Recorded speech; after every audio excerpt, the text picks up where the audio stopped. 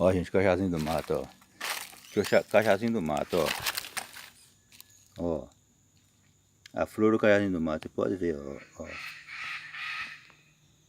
Ó, que coisa mais linda do mundo. Tô mostrando pra vocês direitinho.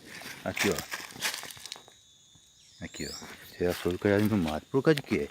Eu criei um habitat natural dos animais, dos pássaros, olha aí, ó. Tudo protegido por abelhinha. Abelha é cu de cachorro, né? Aqui, ó. Ó, de maracujazinho, ele é desse tamanhozinho, quase o tamanho do jequiri. Aqui, ó. Ó, ele tá quase maduro já, ó. Acho que já tá maduro já, ó. Vou até tirar, ó. Como aí, velho.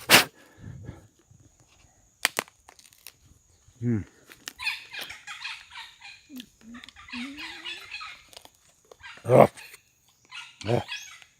É azedinho, mas é gostoso. Aqui, ó. Mas por que eu falo pra você aqui? Olha, você viu o maritaca? Ó. Cheio de pássaro aqui. Olha lá a maritaca, olha. Então, olha lá. Aqui eu moro aqui, ó. Quer ver? Olha lá os pássaros, olha lá. Olha como tem passarinho ali, ó.